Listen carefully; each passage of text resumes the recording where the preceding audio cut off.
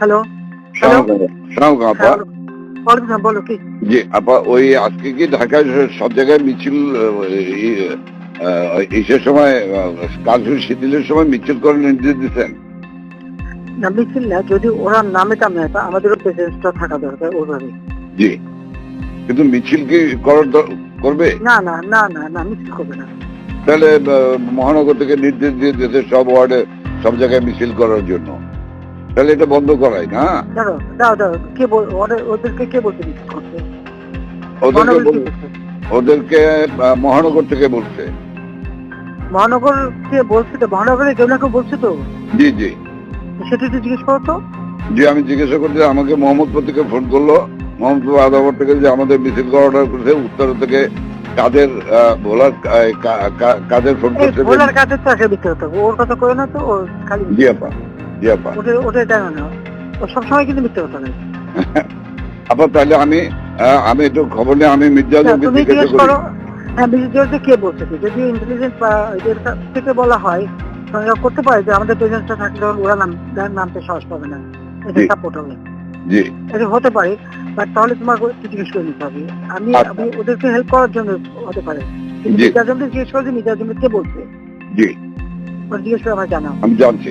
আর আপা ওই যে তালিকাটা তৈরি করতে বলছেন, একটা তালিকা তৈরি করছি, তা আমি রেডি হয়ে গেছে। আমি আপনাকে আজকে হ্যান্ড ওভার করবো, আপনি পিএমও থেকে ফেরার সময় বুঝলে। হ্যাঁ ঠিক আছে। আর আপা একটা বিষয় একটু বলি, আমু ভাই 14 দলের মিটিং ডাকছে তার বাসায়, তা আমি যাব, আমাকে যেতে বলছে। যাবা? আচ্ছা যাও। জি, সেদিন তো এটা খুব আমাদের ভালো হয়েছে, এদেরকে ইনভলভ যে করলাম না, তাহলে জি, মানে এটা একটা বিশাল কাজ হয়েছে আপা।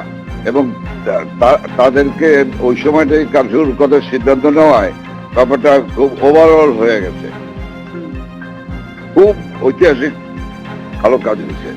ওই তাদের কি একটা মেসেজ দিচ্ছে সবাইকে যে যার যা কিছু আছে সব তো বঙ্গবন্ধুর কথা এখন সকল করে। জি জি সবাই জি আন্দোলন চালায় যাও, 2 দিন কন্টিনিউ করতে পারলে আর এই গল্প থাকবে না। জি হ্যাঁ, তো এটা সে সবাইকে বলছি।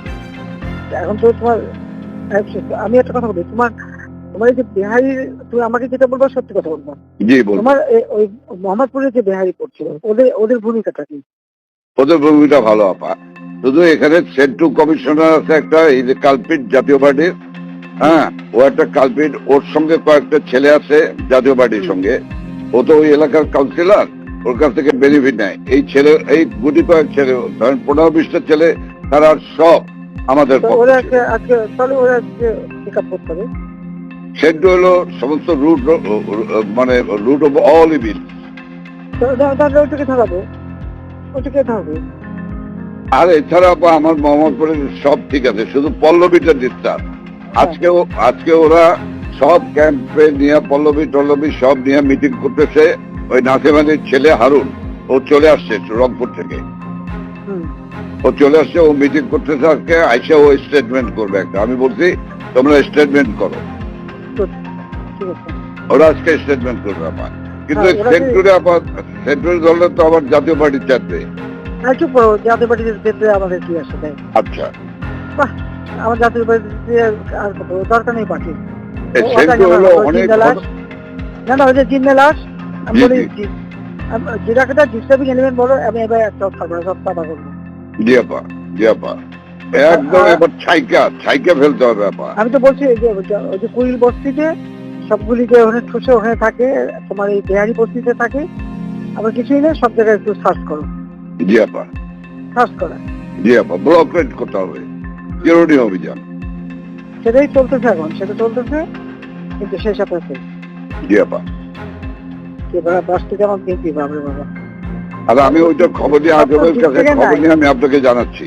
সব তো দিক থেকে নাই। হ্যাঁ তুমি আমাকে ওইটা জানাও, ওইটা খুব দরকার। হ্যাঁ জি আপা, আচ্ছা জি জি, সালাম।